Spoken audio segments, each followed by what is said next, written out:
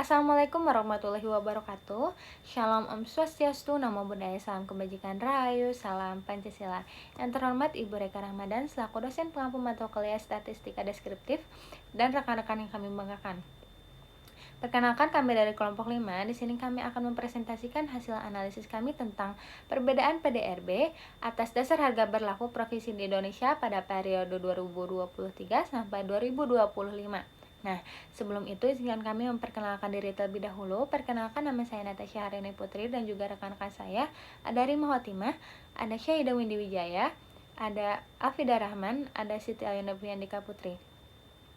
Nah, teman-teman, kita langsung masuk saja ke materinya. Nah, di sini ada latar belakang. Nah, di latar belakang itu disebutkan bahwa PDRB dijadikan acuan utama untuk pengambilan kebijakan dalam menilai kondisi serta arah pembangunan ekonomi nasional. Nah, lalu kami di sini mengambil pendekatan pengeluaran. Kenapa kami mengambil pendekatan ini? Karena pada pendekatan ini itu dapat menggambarkan sisi permintaan agregat pada perekonomian gitu, teman-teman. Nah, lalu kenapa kami mengambil periode 2023 sampai 2025? Karena pada periode ini atau pada tahun-tahun ini tuh Indonesia sedang berusaha untuk mempertahankan momentum, yaitu momentum pemulihan pasca COVID-19 kemarin gitu, teman-teman. Nah, oleh karena itu penelitian ini didukung oleh statistika deskriptif untuk menggambarkan karakteristik data secara lebih mendalam gitu, karakteristik data PDRB gitu, teman-teman. Nah, lanjut kita ke rumusan masalah. Nah, di rumusan masalah ada 3. Nah, di rumusan masalah ini yang pertama itu ada bagaimana struktur PDRB pada tahun 2023 sampai 2025. Lalu yang kedua, bagaimana tren perkembangan PDRB setiap tahunnya. Lalu yang ketiga, ada faktor apa yang mempengaruhi perubahan struktur PDRB. Nah, ketiga pertanyaan ini akan kita bahas di slide-slide berikutnya. Di slide ini dijelaskan tujuan dari penelitian yang kelompok kita lakukan. Tujuan pertama yaitu untuk mengetahui bagaimana struktur PDRB pada tahun 2023 sampai 2025. Yang kedua yaitu untuk mengidentifikasi faktor-faktor yang menjadi perubahan pada PDRB pada setiap periodenya. Yang ketiga, untuk menganalisis tren perkembangan PDRB dari sisi pengeluaran. Jadi kita bisa tahu apakah ada peningkatan atau penurunan pada setiap tahunnya. Pada slide ini dijelaskan pengertian PDRB atas dasar harga berlaku. PDRB atau Produk Domestik Regional Bruto adalah indikator yang digunakan untuk mengukur kondisi dan perkembangan ekonomi suatu daerah. PDRB menunjukkan nilai tambah dari seluruh barang dan jasa yang dihasilkan di suatu wilayah dalam periode tertentu. Dalam penelitian ini, PDRB digunakan untuk membandingkan kondisi ekonomi antar provinsi di Indonesia pada tahun 2023 sampai 2025. Karena menggunakan harga berlaku, maka perhitungannya juga menggunakan harga yang berlaku pada tahun tersebut. Sehingga hasilnya menunjukkan ekonomi secara nominal. Pada penelitian ini digunakan analisis statistika deskriptif dan uji Kruskal-Wallis. Statistika deskriptif digunakan untuk melihat gambaran umum mengenai data PDRB, seperti nilai rata-rata, median, nilai maksimum, dan minimum. Selanjutnya dilakukan uji Shapiro-Wilk untuk mengetahui apakah data berdistribusi normal atau tidak. Karena hasilnya menunjukkan data tidak berdistribusi normal, maka digunakan uji non-parametrik yaitu uji Kruskal-Wallis. Uji Kruskal-Wallis bertujuan untuk mengetahui apakah terdapat perbedaan yang signifikan antara tahun 2023, 2024, dan 2025. Baik, jadi data yang kami gunakan adalah data PDRB yaitu Produk Domestik Regional Bruto atas dasar harga berlaku dalam satuan juta rupiah dari seluruh provinsi di Indonesia pada tahun 2023 sampai dengan tahun 2025 dengan total provinsi sebanyak 38 provinsi. Akan tetapi ada masalah kecil di mana 4 provinsi hasil pemekaran dari Papua yaitu Papua Barat Daya, Papua Selatan, Papua Tengah, dan juga Papua Pegunungan belum memiliki data yang lengkap pada tahun 2023. Maka dari itu, kelompok kami hanya mengambil 34 provinsi yang datanya sudah lengkap dari tahun 2023 sampai dengan 2025. Bisa dilihat dari data tersebut bahwa provinsi-provinsi dengan kegiatan ekonomi besar seperti di Pulau Jawa, yaitu Jawa Tengah, Jawa Timur, Jawa Barat, DKI Jakarta itu memiliki nilai PDRB yang tinggi. Misalnya DKI Jakarta dengan nilai PDRB 3,4 triliun rupiah pada tahun 2023 dan naik menjadi 3,9 triliun rupiah pada tahun 2025. Namun sebaliknya pada provinsi-provinsi seperti Gorontalo, Maluku, Maluku Utara hanya memiliki nilai PDRB yang rendah. Maka hal itu menyebabkan kesenjangan yang sangat terlihat di mana kegiatan ekonomi provinsi-provinsi yang besar dengan provinsi yang kecil. Hampir semua provinsi menunjukkan nilai PDRB yang naik setiap tahunnya dari tahun 2023 sampai dengan tahun 2025. Hal ini wajar, kenapa? Karena PDRB atas dasar harga berlaku memang memperhitungkan nilai kenaikan harga, yaitu inflasi. Jadi angkanya memang cenderung akan naik, walaupun belum tentu murni karena ekonominya tumbuh besar. Kenapa ini penting untuk kami analisis lebih lanjut? Karena rentang nilai PDRB antar provinsinya itu cukup jauh ya teman-teman. Ada yang triliunan, ada juga yang miliaran rupiah. Data ini jadi tidak berdistribusi normal, yaitu miring. Maka dari itu nanti kita akan mengujinya menggunakan data uji statistik dan parametrik, yaitu Kruskal-Wallis, untuk membandingkan, bukan uji statistik biasa yang mengasumsikan data normal. Begitu teman-teman. Sini kami sudah memasukkan data-data provinsi dari tahun 2023 sampai dengan 2025 berikut dengan PDRB-nya. Lalu kami juga sudah memasukkan beberapa variabel view seperti ini.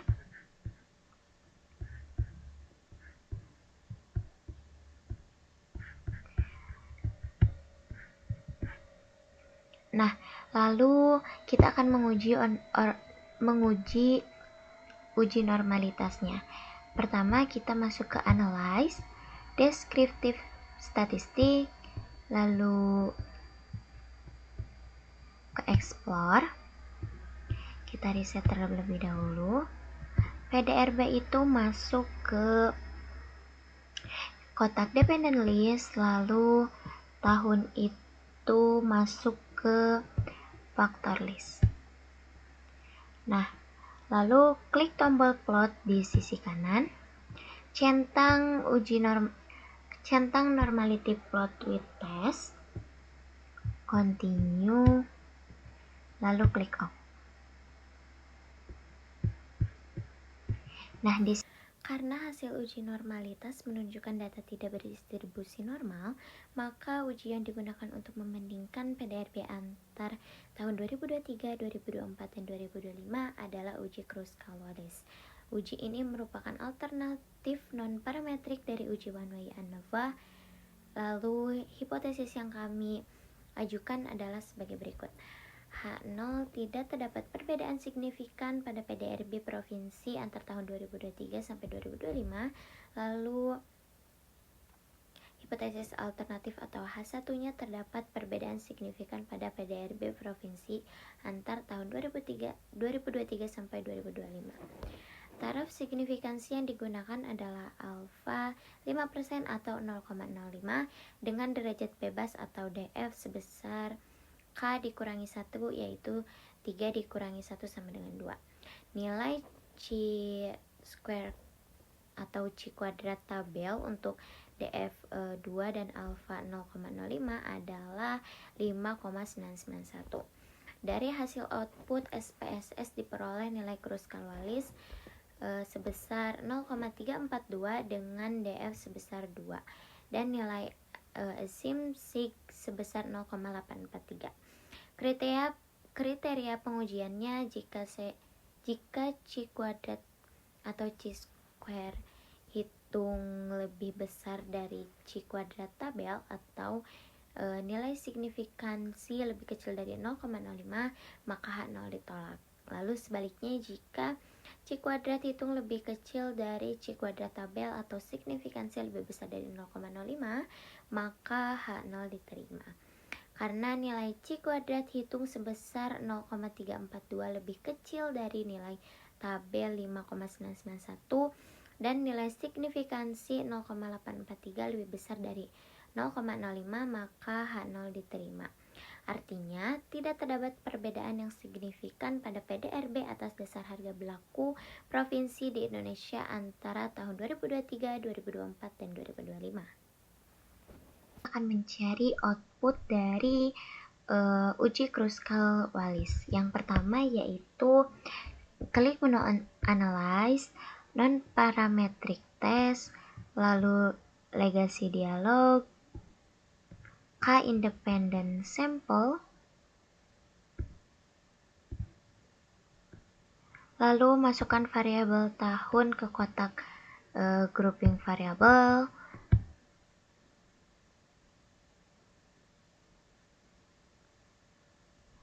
dan masukkan variabel PDRB ke kotak test variable list. Lalu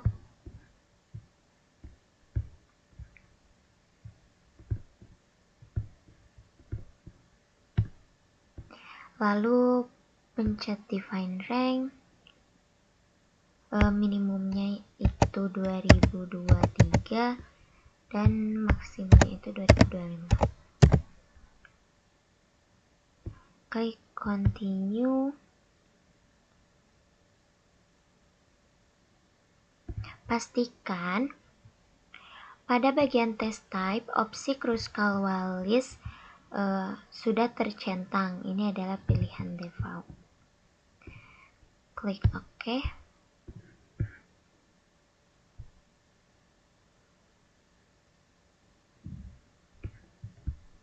Nah, ini adalah hasil dari output pengujian Kruskal-Wallis.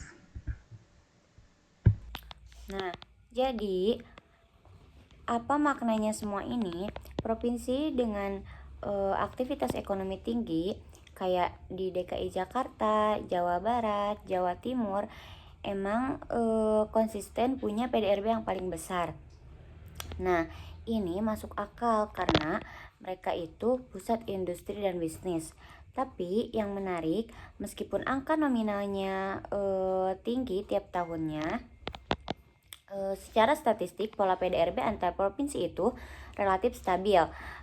Gak ada guncangan atau perubahan struktur yang signifikan. Karena data yang normal, kita pakai Kruskal-Wallis dan hasilnya nunjukin gak ada perbedaan yang signifikan PDRB antar tahun. Nah, peringkat provinsi berdasarkan PDRB-nya juga cenderung stabil, jadi nggak banyak yang naik turun secara drastis. Yang selanjutnya ada kesimpulan. Kesimpulannya, akhirnya PDRB Indonesia periode 2023 sampai 2025 itu relatif stabil, gak ada perbedaan yang signifikan antara tahun. Signifikasinya yaitu 0,843 jauh di atas 0,05 dan semua pasangan tahun diuji lanjut juga nunjukin hasil yang sama. Agak signifikan. Artinya struktur perekonomian antar provinsi itu cenderung konsisten sepanjang periode pengamatan. Meski secara nominal nilai PDRB-nya itu terus naik tiap tahunnya gitu.